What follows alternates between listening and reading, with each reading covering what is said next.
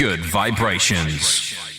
And it's welcome back to Good Vibrations to a previous guest. He's been on a couple of times. Author, researcher, hypnotherapist. Would that be an appropriate term? Neil Sanders, welcome back, mate. Thank you very much for having me on, Mark.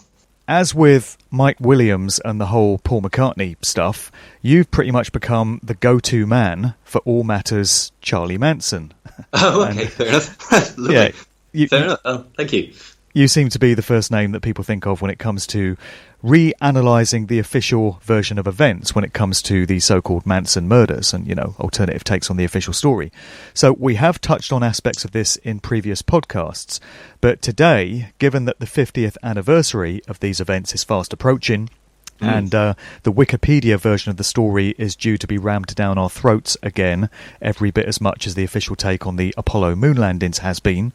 I thought it would be a timely opportunity to have a look at your take on the whole affair and its many connections. So, August the 8th and 9th, right? That'll be 50 years. Yeah, absolutely.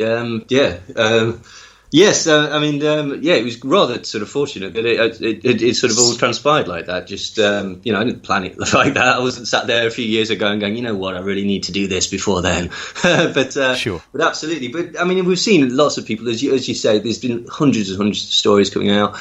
Obviously, what with Manson's relatively recent death and all the drama over who actually should be getting his belongings and remains and such like that.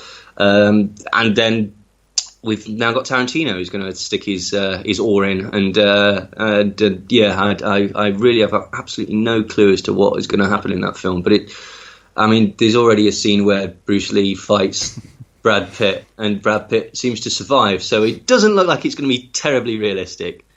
Well, yeah, maybe we should start with that because that's a topical element to the whole story. That movie obviously has been timed to come out on the 50th anniversary of these events to refresh people's memory as to the whole Manson affair. But there's definitely some distortion of the facts going on in the narrative. I've got a little excerpt here from Wikipedia's account of that movie. Okay. So it says, Booth and Dalton, who are the two characters played by Leonardo DiCaprio and Brad Pitt, meet up at the Spahn Ranch and discover a murder plot as the Manson family have taken hostages, having kidnapped Sharon Tate, J.C. Bring, Abigail Folger, Voltek Frykowski and others with the intent to brutally murder them for the agenda of their cult. Bruce Lee, what the hell has Bruce Lee got to do with this whole story anyway? But he's been weaved into this narrative. I'll tell you. I can tell you. But carry on, I'll tell you afterwards. Yeah, Bruce Lee arrives onto the scene unannounced, ready to fight, saying that he's been observing the family for days and he suspected them of possible violence. Sharon Tate is freed and begins dispatching members of the Manson family herself in a brutal fashion. So this is Tarantino entertaining his penchant for martial arts movies, I guess, with moves that she learnt from Lee in private lessons. Manson arrives to briefly check in on the family, stunned that his murder plot was thwarted, but is abruptly killed by Booth before he has a chance to react to the change of events. So there's a few differences there, and the whole thing has just been nonsense then, basically. Right, okay, fair enough. It's been turned into a pantomime by the sounds of it. That's ridiculous. So it changes it changes the entire narrative. It changes the location of the murders. It changes the reason for the murders. I assume that the LaBiancas don't get killed if Manson is killed before the night of the LaBianca killings. Right, that's disappointing. Hey ho, I was rather looking forward to that film, but right, well, that saved me 10 quid or whatever. But Bruce Lee, to be honest, Bruce Lee was actually connected. He was giving private karate lessons to Jay Sebring and potentially to Sharon, but I don't think Sharon was terribly interested in it. Like, this was when Sharon and Jay were lovers before she met Roman. And actually, it was Jay Sebring who was one of the victims of on the first night, along with Sharon Tate, Wojtek Frykowski, Stephen Parent, and Abigail Folger.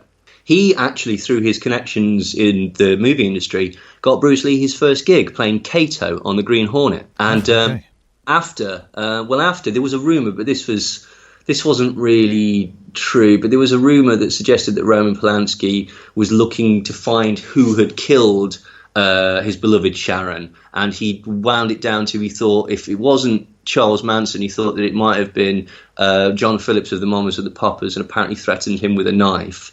And he said that, you killed my Sharon because I slept with your wife, admit it. And he also thought that Bruce Lee might have been involved. But that's nonsense. That was just a story that Roman put out. Roman knew who had killed them.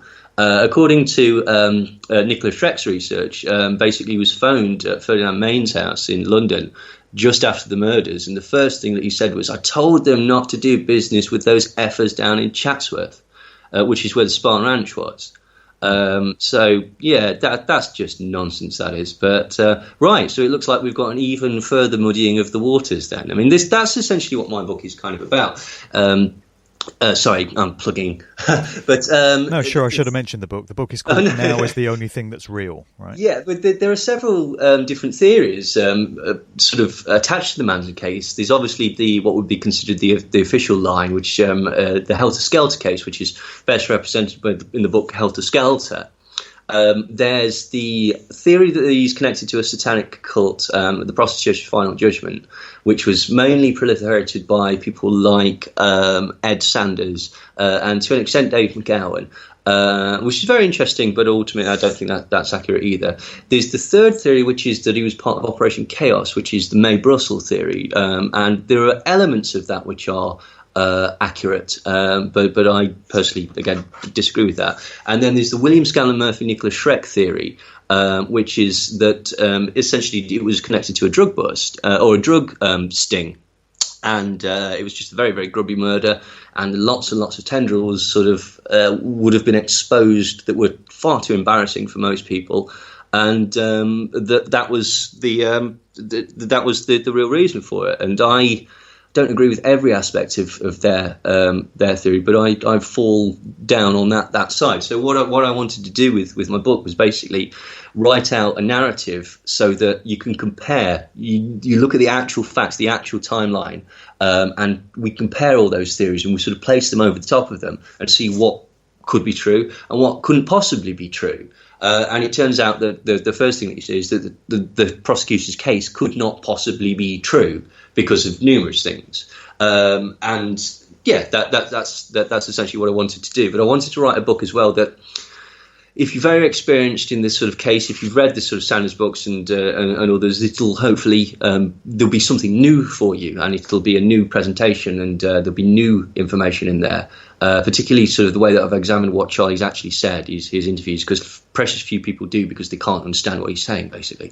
But if you've never even heard of Charles Manson, the book is also it's accessible to you too. You can pick it up and you will learn all the different cases and what couldn't be possibly true. And hopefully it's a pretty universal book. Sure. And just to clarify something that you touched on there, a lot of researchers that look into this are of the view that the Manson events were a deliberate psy-op to kind of traumatise the American public and help to sound the death knell of the flower power hippie dream and put the final nail in the coffin of the idealism of the 60s. And, that was what it was all about. Do you completely reject that notion? No, not at all. My answer to that would be yes and no. I don't think that the murders were set up to do that, but I think the reaction to the murders was certainly set up to do that. The hype of it all. Yeah, absolutely. And it was specifically done by Bernadette Van Doren of the Weather Underground. Essentially, Manson was not really considered that spectacular a case. Like, people didn't think, they thought either, oh, how terrible, grubby murder, or, well, these Hollywood types, if they will muck about with drugs, this is what you get. And then all of a sudden, the Weather Underground, which had just broken off from, it's a terrorist organisation, essentially a left-wing terrorist organisation that decided to do a campaign of bombing without actually telling people that they were doing the bombing.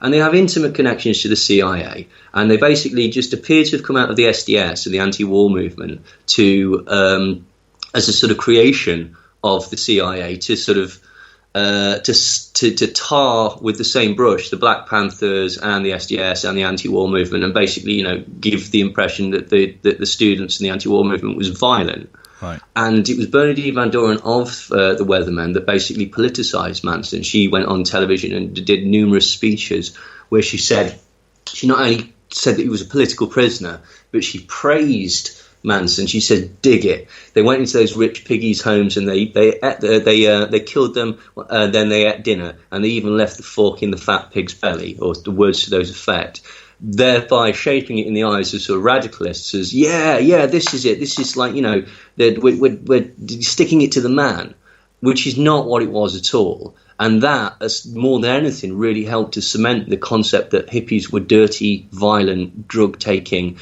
and certainly not to be listened to in any sort of reasonable terms. So it totally diluted and negated any of the sort of sensible anti-war movement, any of the sensible sort of pro-equality messages, any of the sensible reaction or anything like that. And just tied it all in with these long-haired, murdering, buck-knife, like hippie guys. Stick it to the man with a fork. Yeah, exactly. Well, she named 1969 as the year of the fork. The inference being that basically they're going to fork, they're going to put all the rich piggies on the end of the fork, just like Manson did, because he was showing them the way. And I saw Bernardine on some programs to, literally programs, to commemorate the 50th anniversary of the hippie flower power movement. In 2017, I guess, 50 years on from 1967, there were a bunch of TV shows looking back on, 50 years of hippiedom. And she was popping up there doing interviews, so she's still got a voice even now. Well, absolutely. I mean, this is the thing. 1967 was known as the Summer of Love, but it was also known as the Long Hot Summer, because there were 159 separate race riots that year alone, like serious race riots, because you've just got rid of, I think you're still in John Crow laws at that point, but you've just got rid of sort of segregational laws and such like that. And it's a tumultuous time, for want of a better phrase, basically. And you've also got, the anti-war movement. You've got drugs coming in from Vietnam. Vietnam's going off at the same time. You're just about to have Watergate. You've had Altamont and Woodstock. As you say, it's some melting pot, isn't it, man? And it's like there's just chaos going off all over the place, and people like to take advantage of chaos. Well, it's really turbulent times. I put together an audio mix a couple of years ago called 65 to 69, a masterclass in social engineering, and it was a combination of records from that time and news clips and audio archives, and it really pieces together the turbulence of that 5-year period, 65 through to the end of 69, and particularly as the decade marches on, 1969 itself was an incredibly eventful year when you factor in, the fake moon landings, the Manson events, the Rolling Stones at Altamont, as you said. What else happened to 69? The death of Brian Jones, and all these things. It's a very dark year, actually. Well, I mean, it's the year that Anton LaVey, in fact, on the night of August the 8th, Anton LaVey did a curse to curse the hippies. Now, it's arguable whether it worked or not. Some people might say, obviously he did. Some people might say, what a silly old man. But yeah, he certainly was purported to have done, or claimed that he'd done some sort of spell to curse the hippies on that night. And wasn't there an event in, was it 1989, 20 years on, where Anton LaVey's daughter, Zena LaVey, held some kind of ritual to commemorate the Manson murders and basically celebrate them? Well, the thing is, though, that Zena's not really connected to her dad, in that sense. Nick, who's her husband, Nicholas Schreck, wrote the Manson File, which is possibly the most detailed book on Manson that's out there. It's an incredible book. As I say, I don't agree with all of it, and you have to be a bit of an experienced swimmer to dive into it. But that's why they've got that connection to the Manson case. So yeah, it's not via. This is the point. It looks on the surface, so right, there's a direct line there going straight back to Anton LaVey and stuff like that. It's not quite as straightforward as that, essentially. But that's what the connection is, basically. It was good friends with Charlie, and used to come and visit him in prison. It was Nick that really sort of got a lot of the detail out of William Scanlon Murphy's theory, which was the drugs theory, and obviously sort of being versed in that, he was able to speak to Charlie and eke a few more details out, which are incredibly, incredibly telling. How long was Charlie in jail in total? Nearly all his life. I mean, like, he went in when he was about, I can't remember exactly off the top of my head, but essentially he was in reformatory schools all the way through his teen years. He came out in his early 20s, got married, very quickly stole a car and went to Los Angeles and got arrested for taking a car across state lines. Got out, won a check in a poker game for $37, went to cash it, got caught, gets out again, and basically goes down to Mexico because he gets picked up on pimping charges. He's basically taking cars down to Texas, and he's also got a stable of girls going down there. And he escapes to Mexico for a bit, and then comes back, and then goes to prison again. And this was in the 50s, and I think he got, and basically then he comes out in 1967. So at which age? I think he was 33. So the majority of his life has been spent behind bars. There's been very, very sort of sparse periods when he's not been in some sort of reformatory or some sort of institution. That's very symbolic, isn't it? He comes out age 33 and his name is Manson, as in son of man, and he's sporting that Jesus-like look with the beard and the long hair. There's definitely some archetypes going on there. Again, that you are right, and to be honest, I hadn't actually considered that, to be honest, Mark. But the Jesus thing didn't come till later. Now, the Jesus thing, he always had short hair, now this is confused because basically everyone's seen the picture of him where he's frizzled off his tits, and he's that was on Life magazine, where he's like really, really off his head on acid, and he's got a beard and sort of shaggy, sort of relatively long hair. He'd been in the desert for like a week. And the reason he's so fried is because he ate his entire stash of acid rather than get caught and on drugs possession charges. Because he worked on the ranch, he wanted to blend in. He was always basically very sort of negative about the concept of hippies. He didn't like hippies. He referred to themselves as slippies because he felt that the hippies were naive and they were open to be tricked. And it wasn't until he was actually imprisoned that he was refused scissors and refused a razor, so that when he finally made his appearance at court, he looked like Jesus. Because the mainstay of the prosecution's case was that here's Charles Manson, who thinks that he's Jesus, and he runs a cult, and he thinks there's going to be a race war, and that's why he's killed these people. But that's not really true. So you're right about the first two aspects of it, but the Jesus element of it didn't come till later. Although he was incredibly good at reciting the Bible. Actually, Manson this is again, it's one of these sort of weird contradictions because people say, "Oh, he's illiterate. He can't." I mean, I've got a letter from him. He didn't write to me, but I've got a copy of some of his handwriting, and it looks like a spider's walk through ink. It's ridiculous, but he can write. He can read. Because people, like, at the same time that they're saying he's illiterate, they're saying, but he's well versed in Scientology and Christianity, and he obviously knew all these mind control techniques from Bill Carnegie's How to Win Friends and Influence People. And it's like, well, which is it? It can't be both, if you know what I mean. Like, and again, it just very much depends on which version of Charlie which wishes to be painted at the particular time, and it's a lot easier essentially to just basically write him off as a bit thick, and that gives the concept that he's just obviously an evil character that would do this type of thing. And whilst he's not a good person by any stretch of the imagination, he's a drug dealer and he's a pimp, and he's not averse to a bit of violence. He's certainly shot someone. He's witnessed to murders. He's cut people's ears off and stuff like that. So this isn't a defence of Charles Manson per se. This is a Charles Manson deserves to at least have the truth told about him. Yeah. So famously, he never actually killed anyone himself. He just supposedly coerced his followers to do it.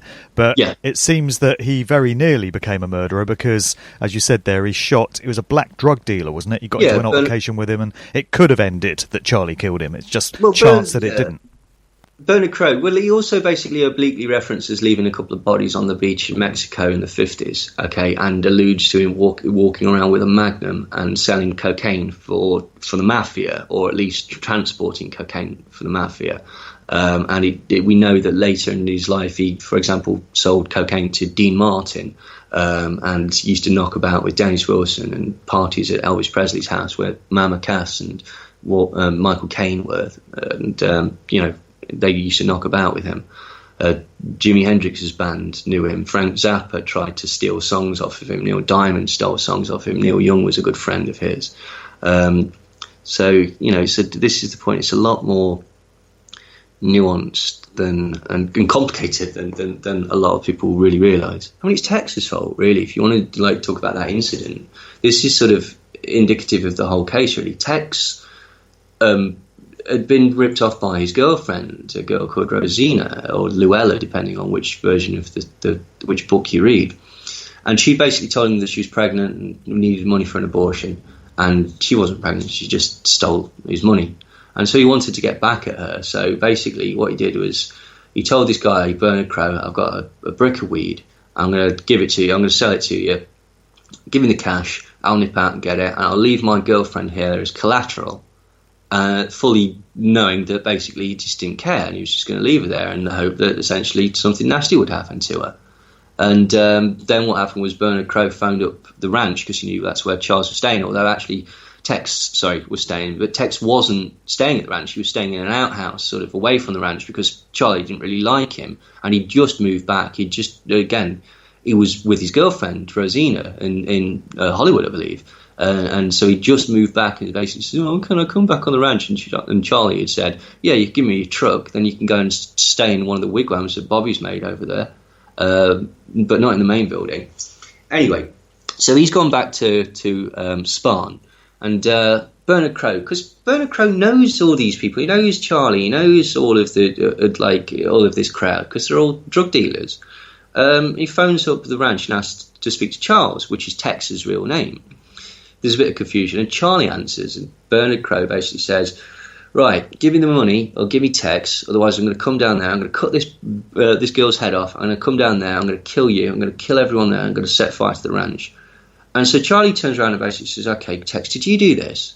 He says, "Yeah." He says, "Right, you've got to come with me and we've got to sort this out." At which point Tex runs off. Charlie can't raise a single person. They've got machine guns on the ranch. They've got bikers on the ranch. Do you remember he's supposed to be a cult leader? Well, apparently this cult leader doesn't have any sway with his followers because he couldn't get anybody to go with him except for a really gentle guy who was called TJ the Terrible. And he's called TJ the Terrible ironically because he's such a sweetheart. And basically they go over there, and Manson's trying to do his thing, but Bernard Crowe's not really there. Bernard Crowe comes back, and there's a bit of a tussle, and Manson whips out this gun that he's got and flashes it, and it goes off. But no bullet comes out.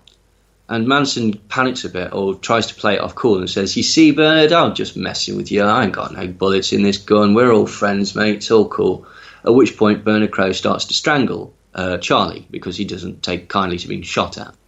At which point, again, the gun goes off. Whether the trigger was squeezed or whether it just misfired, we don't know. Because this gun wasn't a real gun. It was a prop gun that was given to Randy Starr, who was a stuntman that worked on the Spahn Ranch. And it was originally owned by, at the time, a fairly unknown actor called Ronald Reagan, who just so happened to go on to be the President of the United States of America, serving under the deputy President George Bush. Yeah. But yeah, so this was Ronald Reagan's gun that shot Bernard Crowe and was later used at the Tate murders. So yeah, Charlie thinks that he's killed lots of popper and doesn't panic. He steals his mate's coat and says, "I like your shirt. Can I take that?" Brilliant. Anyway, see ya. Takes Rosina and they leave. But he's madly pissed off with Tex. He's like, "Tex, you owe me now." And to be fair, they did think that they'd killed Bernard Crowe because there was some confusion because a Black Panther was killed the following day in a similar sort of neighbourhood, and there was some confusion as to whether that was Bernard Crowe or not. But essentially, that's really sort of the incident. It was Tex's stupidity that sort of sparked this whole thing, because then Tex owes Manson a favour. Later, right. Manson would owe Bobby a favour, and so Manson said, "I don't want to be involved. Tex, you owe Bobby a favour." And Tex, essentially Bobby needed money, or they thought that he needed money for a lawyer, even though it was hopeless. And so Tex thought that the best thing that they could do was go and rob Wojtek Krakowski and Jay Sebring, who just so happened to have sold them some bad drugs the other night. And they knew that there was going to be 20 grand's worth of coke there. And so Tex and Linda Kasabian, who knew Wojtek, they turned up with the intention to rob them. I don't think they turned up with the intention to kill them because they didn't take enough weapons. They took one crap gun and a few knives, buck knives. Still, obviously, you could do the job, but, they had machine guns on the ranch. They had an arsenal. If they intended to kill people, they could have been better armed, I think. Although there is the argument that why did they take the change of clothes, which is a very good point, because perhaps they did expect to get bloody, or perhaps they just realised that they would need to throw away their clothes because that might be evidence. But anyway, the point still stands. They did take a change of clothes, which is a curiosity. So all these events are connected, the Bernard Crowe thing, and then Bobby Beausoleil going back to Kenneth Anger, and the oh no, Mr. Gary Hinman, he'd long left Kenneth Anger, and Kenneth Anger had put a curse on him that was going to turn him eventually into a frog, but hasn't yet worked. Right. Yeah, the Gary Hinman event. So they all kind of it's all these tentacles to the story that just sort of go off in all these different directions, but they are all ultimately connected. Yeah, well, I mean, what happened was essentially Charlie had got a record deal with Brother Records, and Terry Melcher, who'd known him since 1968, which was revealed in Dina Martin's biography. She accidentally told people that he'd known, because in the official story he didn't know him until a year later. So they're doing an album. Bobby Beausoleil's going to be on it. Bobby Beausoleil's possibly got a solo album, and this is all coming out on Brother Records, which is the Beach Boys record label, because Charlie and Dennis are lovers. Charlie's living at Dennis's house, and they're recording this album and film. And the film is going to, and the group is going to be called The Family Jams. Okay, that's where the concept of the family came from. The group was called The Family Jams, and Charlie was going to be called The Wizard as the lead singer, possibly. That was never finalised. Essentially, it's been recorded by Greg Jacobson. Some of this is recorded in Brian Wilson's bedroom studio, and the only other person to record in Brian Wilson's studio was the Beach Boys. So that's a really big deal, and they recorded over 300 hours of music with Charlie, which Nick Grillo ordered destroyed the second that he found out about the killings. But yeah, what happened was basically the guy who was Bernard Crowe's mate, who he took the shirt off, he was also friends with Greg Jacobson. And he immediately phoned Greg and said, "You'll never guess what's happened. Charlie's just come over and shot Bernard." And so Greg's there and with Nick Grillo, and he's like, "Oh my God, Charlie's just shot this black dude. This is really not going to look good. We're going to have to put a halt on the album." Now, that's where the concept that Charlie was rejected by the music industry. I mean, he was also being courted by Frank Zappa and Neil Young at the time, so I don't think he was that bothered, if I'm brutally honest. But other people at the ranch were really bothered. That certainly is true. And they basically got into a fight with Terry Melcher, and Terry Melcher ended up sending a load of people down there with hatchets. And they got into a fight, and I think Clem ended up jumping out with a shotgun and telling them to get off the ranch.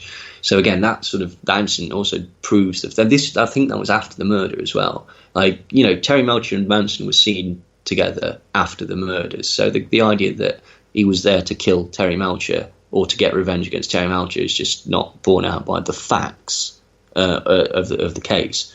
So that was what really happened. And then basically Bobby Beausoleil then he scored $1,000 worth of mescaline off Gary Hinman. Gary Hinman was a mescaline dealer and music teacher that was also played keyboards, and he was also going to be in the Family Jams band as well. And essentially, basically, the Straight Satans, which was this motorcycle gang, had got in at the ranch, and because they were stripping down cars, they had this really sort of profitable. They were nicking Porsches and Volkswagens and turning them into dune buggies and just basically chopping them and selling the engines back and stuff like that.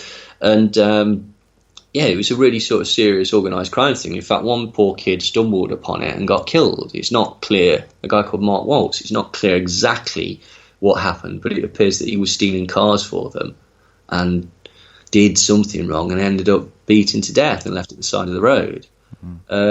So yeah, this is the point. Basically, Bobby bought this mescaline off Gary Hinman. Turns out all the straight Satans claim that it's bad.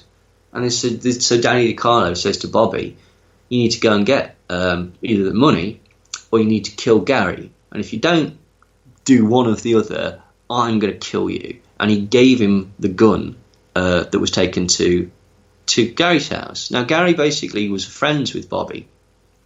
Bobby went over there. He didn't want to kill him. I don't think he expected to kill him because he took Susan Atkins and Mary Brynner, who were also friends with Gary. Like, A, they're not going to help in a fight, and B, they're going to be horrified when he starts killing their friend. And basically, they went over there and they started talking, and the problem was Gary just didn't have anything. He's like, I ain't got the money, dude. Like, and you ain't got the drugs. So it sounds like you've been shafted by these straight Satans. What do you want me to do about it? I literally haven't got the money.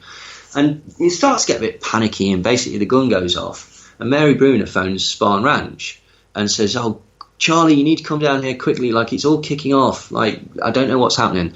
And Charlie gets in the car with Bruce Davis and comes screaming over, thinking that there's a huge row going off and a mess to sort out. Bobby Beausoleil, in the interim, just goes like, wow, okay, you know what, this is stupid. We're all friends. Let's try and think of a way that we can get out of this because, this is going to be a problem. And Gary says, well, I'll tell you what, all right, take my 2 cars and sell them. You should get about $1,000 for each of them, and then we'll figure this out later. Okay, you owe me or whatever. Cool, brilliant. At this point, or a little later, Charlie turns up at the door, knocks on the door, and Gary Hinman answers the door, and he smacks him in the face with a sword because he thinks that Gary's overpowered Bobby and's got the gun and doesn't realise that it's all been sorted. And then, rather embarrassed, Manson just sort of goes, right, okay, shit, sorry, and gets in one of the cars and just leaves. And Gary gets annoyed, basically saying, like, this won't stand. Like, this is outrageous. I need to go to a doctor and I'm going to the police because, frankly, Bobby, I'm fed up with you. Like, this is not my problem. I'm not involved. You've come down here. I've sorted this all out for you. And for my thanks, I've got my ear nearly cut off. Oh, brilliant. Thanks a lot, mate. Bobby's panicking because basically, if the police are involved, everything's just going to calm down on him. So he stabbed him.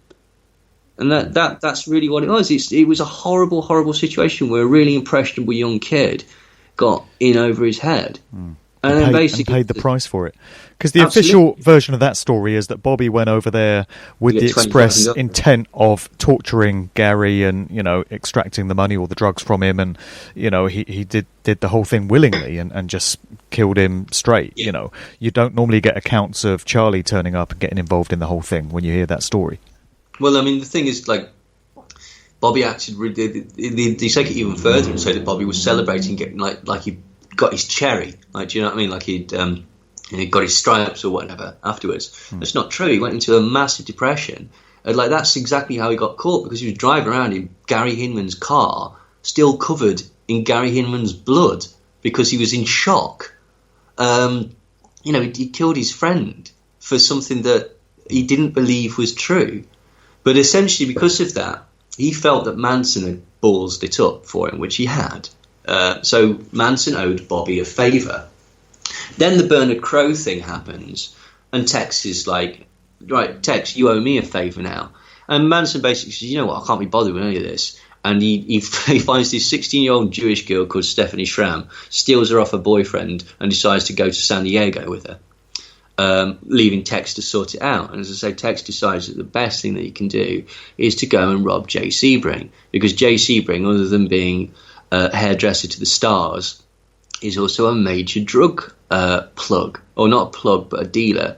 His plug is actually a chap called Joel Rostow, who is connected to the Mafia and was known to have been at that location, Cielo Drive, after 10050 Cielo Drive. Here's an interesting tidbit, right, that no one picks up on, even the people that think it was ritualistic. 10050, when it was rebuilt or when it was renumbered, they didn't want to give it that number because that was too iconic and it would be connected to the murders. Yeah. So instead, they changed it to 10066. Yeah, I went up there a couple of years ago. How did you? Yeah, I was in Laurel Canyon, and I was, retracing some of the steps of the stuff that Dave McGowan mentioned in his book about all these hangout spots where Frank Zappa lived and Jim Morrison. So I was up there with Greg Carlwood of the Higher Side Chats, and we were running around all these Laurel Canyon hotspots. And we went up to Cielo Drive, and you can go up to the gates of the house, which was 10050. Obviously, you can't get past the gate, but you can peer through, and you can see where the house is, which was obviously rebuilt. And it's not advertised at all. It's very discreet. You've got to know it's there. Otherwise, it would just become a circus. There'd be bloody tourists taking pictures of it all day long. But we did track down the house, and it was quite sobering to think that we're in the driveway where they must have thrown the bloody clothes, and they ran down after the deed was done in the very area that we were standing. So that was quite an experience. Well, they say Marilyn Manson recorded an album there, or Trent was it Trent Reznor doing the Downward Spiral? I think it was Trent Reznor. I think it was Trent Reznor, yeah. But I think he was the producer. But I'm sure they recorded the first Marilyn Manson album there as well. I may be wrong about that, but anyway, Trent Reznor has The Door with Pig written on it. But I think he actually thought better of it and gave it back to Doris Tate, although I may be wrong. But it's interesting what you say about that, because like the LaBianca house, which was the night of the murders on the second night, the site of the murders on the second night, sorry, that has recently been bought in the last few days by a gentleman called Zach Baggins, who is something to do with Hollywood Ghost Hunters or some sort of TV pro. I don't know exactly what he is, but he's in the entertainment industry. So why he's bought that particular house remains to be seen. There is a bit of a misnomer that basically the LaBianca house also used to be owned by Walt Disney, and that's not actually true. The house where they used to live was connected to Walt Disney, but not the one where the murders actually took place. But this is an interesting aspect of the whole story, just the LaBianca part of things, because when you hear about the Manson murders so-called, they always focus on the Sharon Tate, Roman Polanski household and what happened there, but you very rarely get a recounting of what happened with the LaBianca side of things. It's rather like 9/11, when people examine what happened on 9/11, all the focus goes on New York and the World Trade Center towers, and people forget that there was the plane that went into the Pentagon. Well, it didn't, but you know what I mean. The one that came down over Shanksville, Pennsylvania. So the LaBianca aspect of things tends to get missed, I feel, and there's very little scrutiny applied to what happened on that second night. Yeah. I mean, obviously, there's the celebrity aspect of the case, which connects to Roman Polanski, Sharon Tate, etc., etc., etc. But the first night could have been a higher body count, higher celebrity body count, because Cary Grant was in the back garden with a rent boy. He turned up to buy some LSD, but he stayed in the back garden with this rent boy for a short time. I'm getting all kinds of revelations here, man. Cary Grant with a rent boy, and didn't you mention Charles Manson and Dennis Wilson were lovers? I didn't know that. Oh, yeah, absolutely. Oh, sorry. There's all kinds of sordidness coming out here. Yeah, well, they used to be involved in orgies, didn't they? But basically, through these various quotes, this is all in the book. Manson also apparently slept with Peter Falk of Columbo fame, and Robert Conran, who was the actor in the TV series Wild Wild West. Because, they like to throw it about a bit. That was one of the things that was found at the Tate case by the LAPD, and they basically stole it and tried to sell it on the black market later, was celebrity porn tapes that were involving...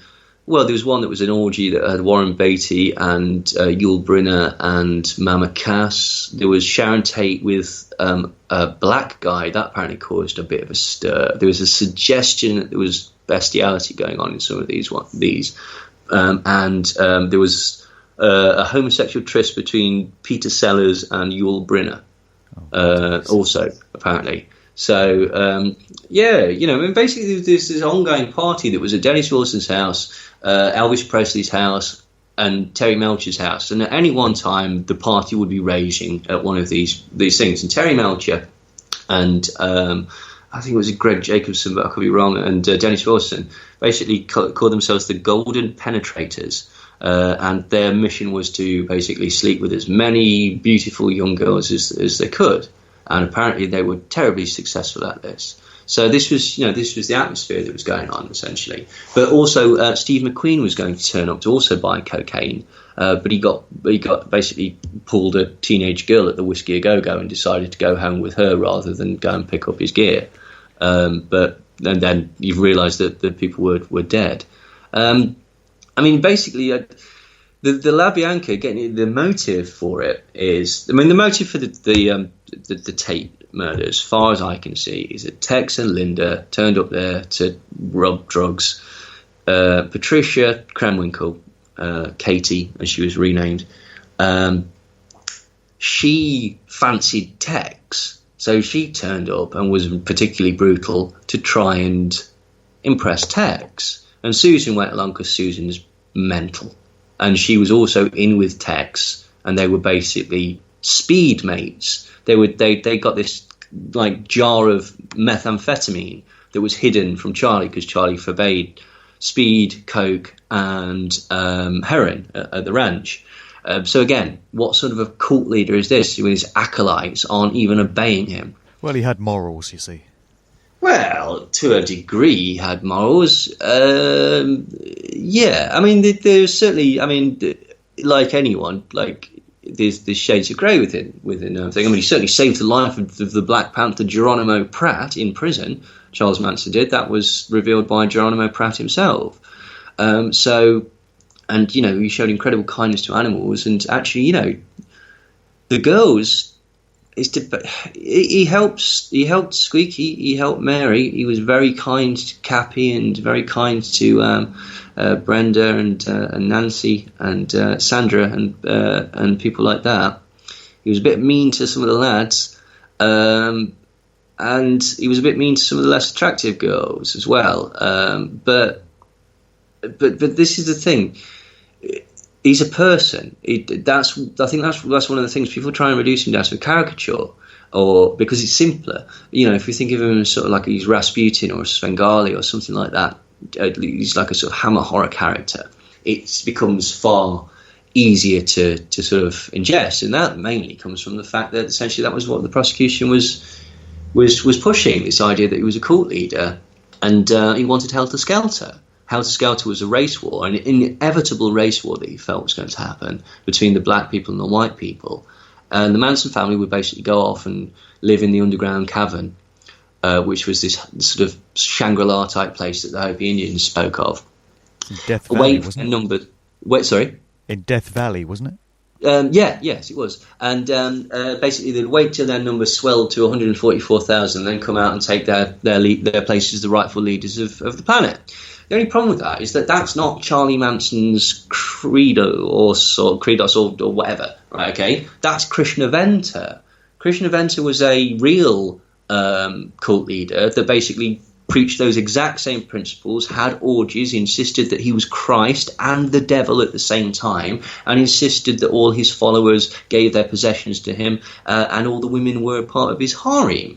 So whilst Charles Manson did have a stable of girls, and they veneered him, and he had this weird religious type patter going on, which is essentially just bullshit and con man stuff, really, to endear him to all these nice, pretty girls. What Bugliosi did was he basically apportioned. He did two things. Basically, the two chief sort of witnesses that he used to create the Helter Skelter myth was Paul Watkins and Danny DiCarlo. Danny DiCarlo insisted that Charles Manson was a Nazi, despite no evidence of this. And him actually, growing up in rural Alabama and being friends with black people and knowing Bernard Crowe, etc., etc., etc., etc. And Paul Watkins claimed that basically he just appropriated all the Krishna Venter stuff and said that was it. And how do we know this to be true? Because basically they said this. If you look at the original grand jury investigation into Susan Atkins, when Susan Atkins was the witness that was given protection, she didn't mention Helter Skelter at all. There was no mention of a race war or anything like that. Like it was, that didn't come later until Bugliosi had fashioned it, because essentially he had to come up with something, anything that was far away from what the actual case was. Sure. And so that's why they said that it was random. And that's why they said that the Tate, LaBianca, both victims were random. Now, why was LaBianca picked? I mean, the Tates were basically picked because essentially they went there to get the drugs. Sharon tries to make a run for it. Tex goes loony, stabs her, also kills Jay. Linda starts stabbing at Stephen Parent, who's driven down the road so hard that he's basically nearly going over the ravine. So that just completely negates the official story. What's really stupid is if you look at the police report itself proves that the prosecution's theory cannot be true. Neil, just before you get on to the LaBianca side of things, I think I've heard you say before that there was a suggestion that Sharon Tate and Roman Polanski and all their friends were involved in snuff films as well as the drug side of things. Well, is there any truth to that? Not snuff per se. Well, Manson has intimated that they're into kiddie porn, right? And what was known was that basically they would get kids off the strip, like homeless people, and put them in hardcore BDSM instances where basically, and then they'd be humiliated and filmed, and then either sort of like, given a bit of money to shut up or just, tossed back onto the street. There's no evidence that any of these people were killed. Where it comes into the snuff aspect of it, what that was there was a supposed ex-member of the family called Larry White Rabbit, and he was trying to shop a tape that was purported to be the Manson family killing somebody on a beach. Well, there was supposed to be two videos. One was them killing an animal and one was them killing a person. But these videos are so poor quality as nothing is discernible on them. And stuff about what Larry White Rabbit says proves that he doesn't know what he's talking about. Because essentially what he's done is he's read Helter Skelter, he's read excerpts of the first issue of The Family, and then he's gone to Ed Sanders and said, all that stuff, well, I can back that up. And there's a problem with that, in as much as basically the whole premise of the connection to the process church of final judgment was a smear campaign that was enacted by what he said basically, Ed Sanders' theory is that the process church of final judgment was the connection through all this, and this is what the ritual murder aspect of it was, and he believes that Sharon Tate was also a ritual murder, which again wasn't true at all. And this all comes from basically the fact that the Church of Scientology, Bruce Davis was working in the headquarters in London at the time of the murders, and the British tabloids found this out and went over to Scientology and goes, "Oh wow, you've got all these Manson guys working for you. That's wacky, isn't it? We've heard Manson's a Scientologist because he's always written that on his police records when it says religion, and you've got one of them working here. What's going off there?" Now, the Process Church of Final Judgment is essentially an offshoot that had broken away about 2 years before, and they basically have ideas that are similar to Scientology, but also incorporate this concept of like icons, or where essentially there's God, Jesus, the devil, and something else which escapes me, and they're basically the sort of positive or negative aspects of humanity that they believe to be real gods that can embody you. So essentially you can have elements of the devil and elements of Jesus in you at the same time. And they also liked orgies. So there are certain similarities to what Manson was doing. But if you look at it, Manson wasn't really connected to them at all. He met Robert de Grimston, certainly, and they sort of crossed paths. But they weren't. He certainly didn't. There are certain things you have to do to become into the process that take years, and he wasn't able to do that because he was in prison. He certainly didn't. You're not allowed to take drugs in the process. He certainly did that. You're not allowed to steal. He certainly did that. You have to give over all your possessions to the process because it is a real cult, basically. They like money. Manson certainly didn't do that. So the connections to the process is tangential. Where it came from was basically, as I say, I think it was the Daily Mirror, though I could be wrong, approached the Church of Scientology because, wow, this is a scoop. Tell us all about your mate Charles Manson. And they panicked. And so they said, oh, no, you've got it wrong. He's not Scientology. He's an offshoot of Scientology called the Process Church of Final Judgment. Oh, and by the way, they're Satan worshippers, which was not strictly accurate, although I would contend that when you get into the realms of people like Bill Mensa, who was Process Church Final Judgment, that there is elements of that, certainly. There's so many details to rake over here. It's mad. How'd you ever even get started with this stuff? Well, it took me years. I mean, that's why the book's so long. It's 220,000 words. It's longer than Crime and Punishment. So, because you're having to explain 4 or 5 years about 3 or 4 times, and all the people that are involved in that aspect of it. Yeah. And it's very, very sort of complicated. So anyway, so they've killed Sharon, they've killed Stephen Parent, they've tied up Rosemary. They've tied up Abigail Folger and Wojtek Frykowski, possibly stabbed them, possibly hit them over the head or something like that. But essentially, they've immediately realised that some of the drugs aren't there, so they've run down to go to Jay Sebring's house. How do we know this? Because where they were caught, remember there was a thing where they were washing their hands in somebody's hose. This was a family called the Weber's house. And the Weber's house backs onto Jay Sebring's house. So it looks like they were going to go through the Weber's garden, over the fence and in through the back of Jay Sebring's house. But they got caught.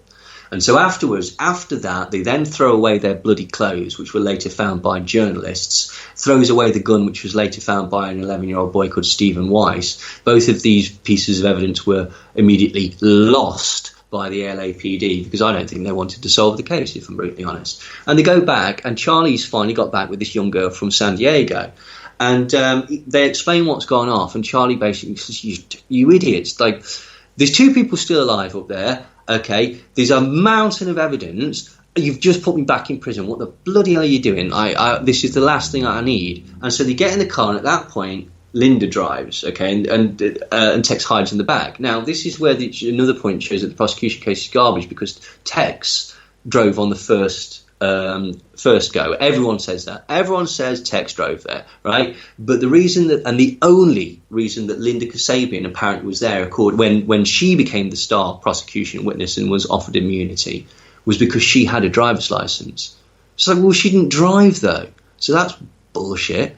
So anyway, they turn back up there, and this is about 3-4 in the morning, and they end up shooting and stabbing to death Abigail Folger and Wojtek Frykowski, which means 2 things. One, and this was again shown by the police report, because neighbours all reported gunshots and screaming coming from the house at that time. Okay, which shows that 1, the prosecution case is a lie, and it shows that 2, Charlie was present for 2 of the murders, which means that he was guilty of stuff that he didn't get charged with, whilst not being guilty of stuff that he did get charged with, if you see my meaning. Because in the official story, he never went there. Because the whole point was, why would he need to go there if he was the leader of a cult? He'd just get his acolytes to do it. Well, this is it. So many elements of the story have just been embellished into myth and legend. And everyone thinks they know exactly what happened because of the way the media's entrained them to think about it. So most people would be of the view that Charlie was nowhere near the murders. Well, I think initially people were being entrained to think that Manson was actually involved in the killings, but in recent years it's become clear that he wasn't involved and he was nowhere near those houses. But even that seems to be a grey area. Well, they've blurred the lines, because basically, again, it's just to add to the complicated nature of the thing. I've always been interested in Charlie, and when I very first started even researching for this, I realised that I'd got loads of stuff wrapped around my head, because there are different depictions of it in the media. Like, for example, there's the Helter Skelter film, and then there's the later Helter Skelter film. One is more accurate if you go by the Helter Skelter story than the others. There's the Noel Emmons book, which is supposedly Charlie's words, but just isn't. And then there's lots and lots of interviews with him, where basically that's the most revelatory stuff. Because if you can decipher what he's saying and learn his slang, and learn how he speaks and what he's talking about, there's an interview with Michael Ben Horan where he tells you exactly what happened, exactly why there was a cover-up, and exactly what happened. He says something along the lines of, basically, when the whore took the stand and got Lucky Luciano in prison, that's when we knew it was all going to go to hell. And basically they brought everyone over from New York so that Rambo and Rocky could keep going on in the movie industry. And again, that sounds like, it's nonsense until you sort of understand the context. And basically what he's saying is he's implying that there's an element of Italian involvement, mafia involvement in the drugs industry and the film industry. And well-dressed Italian gentlemen. Exactly. And that they were essentially, there was a cover-up where Linda Kasabian lied, not dissimilar to the way that they got a prostitute to lie about Lucky Luciano when he was very first arrested, as a sort of framing device, essentially. And that aspect of it is essentially that basically the mafia were laundering money through the movie industry, and they're connected to the movie producer whose name has just escaped me. It was connected to Roy Raiden and the Cotton Capes. It is Robert Evans, who was later, again, cocaine dealer for the mafia. And Joel Rostow was apparently the person that dropped the cash off. The cocaine off was mafia connected. We know this. Now, the LaBiancas, why were they killed? It's not clear. It really, really isn't clear. One thing that we know to be true, is that by strange coincidence, Rosemary LaBianca, despite just owning a boutique, a dress boutique, she was wealthier than Abigail Folger. Abigail Folger owns the Folger coffee industry, so she was quite well off. And this unassuming Italian housewife was richer than her. That's unusual. We also know that Rosemary LaBianca was involved in a mail fraud scam with another gentleman. This gentleman was Joel Rostow, the guy who just so happened to drop off the coke at Sharon Tate's the previous night before. Now, there is an argument. Nicholas Schreck in his book suggests that Manson has intimated to him in private conversations that basically Rosemary LaBianca was the plug or the connect for LSD, and that she'd not turned up and dropped it off at J.C. Brings because she'd stayed over at the lake, which is where the Lake Isabella, I believe they're at.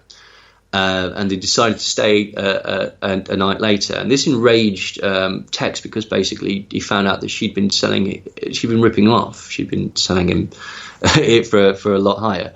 The only problem is there's no actual sort of material evidence that I've seen. I don't doubt that Nicholas Scheck, that's an honest retelling of what he's been told, but I haven't seen any sort of evidence to show that. But again, it would make a lot of sense. It does fill in the gaps. But essentially, we don't know. The other major event in 1969 that I was trying to think of earlier was, of course, the Woodstock Festival, which took place in New York State a week after the Tate LaBianca killings. And I mentioned earlier that the Manson affair seems to have put a bit of a dampener on the whole hippie dream. Yeah, and it's interesting timing that a week later you had this major gathering of hippies and music fans and flower power children. And that event must have been very fresh in the minds of people that espouse those ideals. And it must have been a bit of a dampener on the whole mood of things, I would have thought. Yeah, not really. Again, I've not really thought about it like that, man. But yeah, I think you're absolutely right. It must have done. I mean, unfortunate timing, you might say. Yeah, but again, there was. I think it was a program to dilute and destroy. I mean, obviously, there's the creation of the it is complicated. Again, the concept of the hippie per se, the idea, the distillation of that from all the disparate groups that there were, all the different things that were looking for equality and looking for anti-war and looking for anti-business and all these sorts of things. The creation of the hippie, as Dave McGowan goes on, was as expertly explained. Sorry, it doesn't go on. Expertly explains is done to again nullify any political questions that are coming out of them by basically, right. Yeah, these dirty, smelly hippies stoning everyone out. Yeah, but you're dead right. There was there was Altamont, there was the death of Brian Jones, there was the Kent State massacre. That was a couple of years later as well. I mean, essentially, it sounds very paranoid, but if you look at it, you could certainly formulate the view that the powers that be created this sort of thing to nullify. the sort of more dangerous aspects, and then came down on it like a boot to the face. You could even extrapolate that further by looking at the Paul is dead rumours. The whole McCartney supposedly having died in 1966. That got popularised in the latter months of 1969, kicking off. Oh, did it? That's late interesting. So, it became a real big thing among American students in October of 1969. That famous phone call into Russ Gibbs' radio show, where these kids were phoning up and saying, "Oh, play all these Beatles records backwards because they're full of all these clues pertaining to McCartney having died and been replaced." Well, that kicked off on the 12th of October 1969, which was the birth date of Aleister Crowley. Interesting. Oh, right. Well, again, that's when the trial's going off, and obviously, again, they tried to connect Manson to the Beatles by saying he's a huge Beatles fan and like he got the message. Yes. I wanted to ask you what links there are, however loose and tenuous, between Manson and the Beatles, because I think there's a few there, right? No, not really. There are a few. It depends how tenuous you want to get. Well. Now here it is. Okay, in Helter Skelter, in the main thing, that was a massive part of the theory. That essentially he felt that he was connected to the Beatles, and the Beatles were prophesied in the Bible as I forget exactly, but the beautiful men with women's hair and with breastplates of fire, which is their electric guitars and their long hair as they've gone into their sort of hippie phase. And there's a whole passage in Revelation 9 that, according to Paul Watkins and Susan Atkins, Manson had interpreted as being a sign that Helter Skelter was going to come, and that he was to look for clues through the Beatles, who were these prophets that were sort of foretold in the Bible. Now, the only problem with that is it's bollocks. It was created very late in the case by Paul Watkins, and some bits were taken from Susan Atkins. And there are some connections, like Piggies is a song. Helter Skelter was a song that they liked, and Helter Skelter was two things. Helter Skelter was the mainstream will tell you that Helter Skelter was this race war, the Christian Event thing that we talked about earlier. Helter Skelter was two things. It was a phrase like heavy. It meant, wow, man, far out or confusing. So somebody would go like, wow, like, have you ever noticed that so-and-so does so-and-so? And like, wow, man. And then they'd go, God, dude, that's so helter-skelter, because you're spinning around. Right. That's what the phrase meant. Helter-skelter was another thing. Helter-skelter was an illegal gambling club that Charles Manson set up at the Spahn Ranch. How do we know this? Because it was shut down by the police and George Spahn was fined for it. And the door that was taken, that was presented, this is Helter Skelter on it, and coming down fast, and 1, 2, 3, 4, 5, 6, 7, all good children go to heaven, that was presented as a piece of evidence. That was the front door of the club. That's why it said Helter Skelter on it. So yeah. So the connections to the Beatles, there's certain things like Sexy Sadie, which was Sadie Mae Glutes was Susan Atkins' name. Now, again, I need to say this because people say, oh, he was a cult leader, he changed all their names. No, he didn't change the name. They were given, the only person he changed her name was Susan Atkins. And basically the reason he changed her name to Sadie was he gave her a false ID because she was on parole. And the false ID name was Sadie, and so she liked it. Susan Atkins had fired a gun at some police and she'd done all sorts of things. All these kids were bad kids before they even met Charles Manson. The idea that, or troubled kids, shall we say, that bad, he corrupted them. Yeah, it's nonsense. It's all nonsense. Just as an aside, there, did you see the movie Bad Times at the El Royale? That came out last week. I didn't. I'm afraid. Yeah, sorry. Very good film, actually. It's got Jeff Bridges and various other people in it. It's set at this motel, which is on the borderline between California and Nevada. And it's set in the 1960s.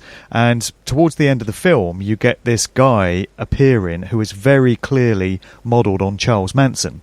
And he's presented as this manipulative cult leader. And he preys on young waifs and strays and runaway girls.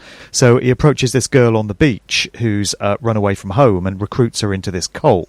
And then they become murderous. They turn up at this motel and start killing people. And he's got the beard and he's got the wild look in his eye, and the character is very clearly modelled on Manson. And it's reinforcing this idea that he preyed on these young runaway girls and inducted them into his cult. That's just the easy thing. Now here's something that kind of sort of potentially negates that. Do you know which other character was famously based on Charles Manson? Dennis Hopper's character in Apocalypse Now. Yeah. That's right. I heard that. Do you know why? Because Dennis Hopper knew Manson because he was part of that whole He knew crowd. Billy Doyle and all the drug dealers. He basically was present at Billy Doyle's rape. He knew all these people, and he was visiting Manson in prison, as was David Carradine. David Carradine apparently is distantly related to Charles Manson. They're cousins, something removed, but I couldn't find out exactly what they were. And both Hopper and Carradine were going to play Manson in a sympathetic role in a film. And it was only when basically he was found guilty that they went, oh, Christ, we can't really do that. And so Hopper used the Manson character in Apocalypse Now later. So yeah, that was it. But the going back to the original point about the Beatles, so there were certain things that you could connect to them, but only on a very, as you say, tangential level. Now, why did the prosecution use the Beatles? Well, one, because they bolstered this nuts theory, and there was no defence offered at all. I'm not being hyperbolic. The defence didn't appear. They never offered a defence. The prosecution went first, and then the defence said, "No, the defence rests. That's it, done." So they never actually offered a defence at all. So they were just able to throw all of these crazy things to make this seemingly plausible sort of patchwork of theories. So what they did to tie it to the Beatles, I strongly suspect that the reason that it was tied to the Beatles was because the Beatles weren't the Beach Boys. Now, the Beach Boys were intimately connected with Charlie, right? Intimately connected with him. They recorded music with him. They signed him to the record deal. Him and Dennis lived together, okay? And I strongly believe that they were lovers. That they never even had any contact with the Beatles. So why possibly could it be that they wanted to pin this on the Beatles? Well, one thing that made sense to me would be that Nick Grillo, the manager of the Beach Boys, who just so happens to be, who claims to be in the Mafia, he could have put that out there, or certainly helped do that, to deflect from the Beach Boys and to basically put the stink on the rivals, who just so happened to be nowhere near them at that particular point. And therefore not able to defend themselves in any sort of meaningful way. So, yeah, this idea, although it's very heavily prevalent in the helter-skelter theory, if you pick at it like so many things in the mainstream retelling of Manson, it's not true. There's more evidence. I mean, he hated the Beatles. He didn't hate the Beatles, but he was like, he said, I'm not a fan of the Beatles. He's repeatedly said this. He liked Bing Crosby.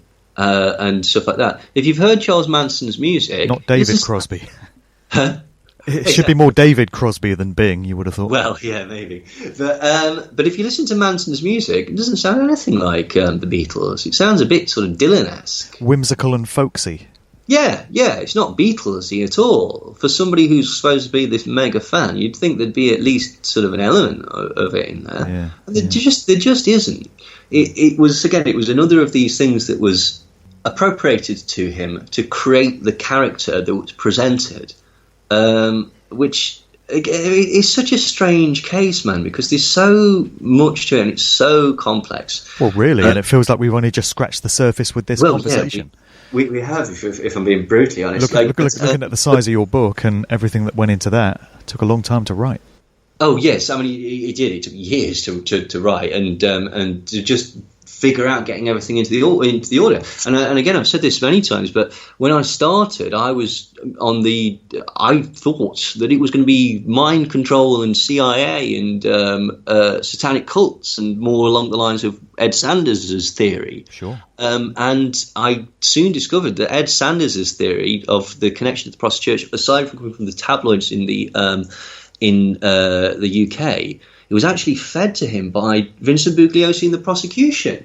Now, why would that happen during the trial? This was. And it's like, that's very unusual. Why on earth would that happen? And again, the only thing that I can think of is that basically they couldn't possibly put this in the trial because they'd be sued into non-existence by this organisation for smearing them. So they released it purposely to the underground press because Ed Sanders was following the Manson case in a very successful underground newspaper, and people, saw him as like the reporter that was in the know. And so basically, if you feed it to him, he's going to put it out there. And so the public will get to hear of this. Now, if you're entertaining the idea that he might be in a satanic cult, like with crazy stuff and black robes and rituals and etc., etc., etc., well, then you've already tacitly accepted the idea that it's plausible that he's a cult leader or has his own acolytes. Do you see what I mean? Sure. So by putting out that second level of propaganda, it reinforces the first level of propaganda. You've got to believe that Charlie was a cult leader, or at least involved with cults, in order to believe that he could be involved in satanic cults. Yeah, so there's levels to it, because most regular members of the public would have bought the idea that Charlie was just this crazy guy that was off his tits on LSD and he was just this unpredictable psychopath. And then you've got conspiracy researchers who go a stage further, and the general consensus there, I think, would be that he was an MK-Ultra mind control subject. He was a product of the CIA. The whole thing was a psy-op, and it was designed for this reason or that reason. But it seems to go even further than that. I wish it was that, because that's right up my alley. So as you know, I've written books on MK Ultra. I know about MK Ultra.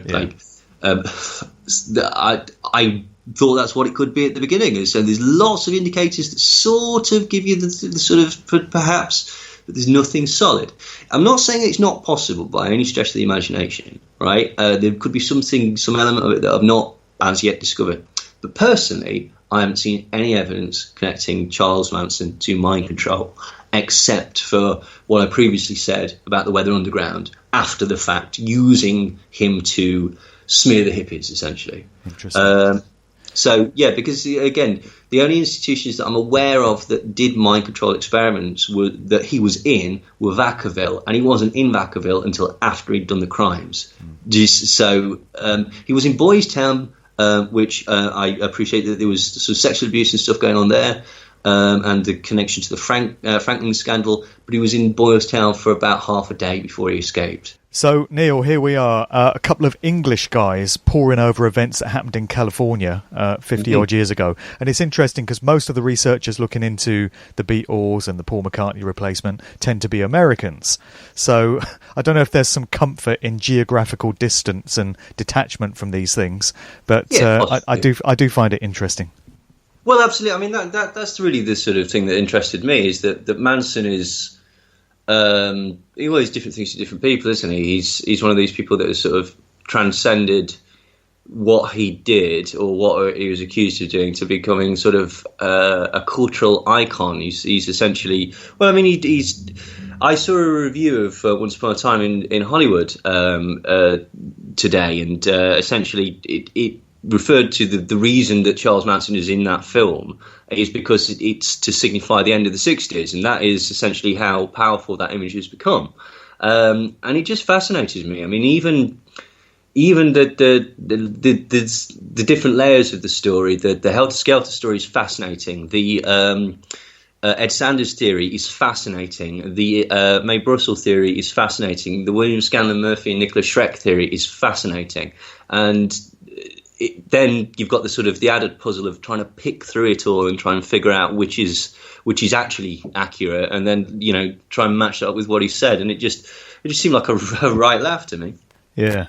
And we got the Tarantino movie with his unique take on the storyline, as we mentioned earlier, where in the narrative Manson gets killed and Sharon Tate and the others get freed, and Tate becomes an attacker herself. So what is he doing there? And it's very similar to the movie Yesterday, which has just been released, which presents an alternative timeline of the Beatles. Have you seen that movie yet? I've not, but I'm aware of it. It's just the Richard Curtis thing where nobody's heard the Beatles songs and he uses them basically to become famous, isn't he? Well, there's some parallels there with the story of the McCartney replacement, I feel, with the Jack character, the central musician in the storyline, representing the replacement McCartney, who's basically plagiarising the songs of the earlier Beatles and passing them off as his own. But either way, bit of a spoiler here for anyone that hasn't seen that film and plans to go and see it. In the narrative of Yesterday, John Lennon never died. and he's depicted as an artist living a quiet, solitary life in some remote location, having never become famous, so therefore never having been assassinated. So in these two movies, Once Upon a Time in Hollywood and Yesterday, we've got alternative takes on historical events which present different outcomes. And I wonder if that's some kind of nod to the so-called Mandela effect that we hear about on the part of these filmmakers, because it's interesting that they've twisted and distorted the outcome of these historic events.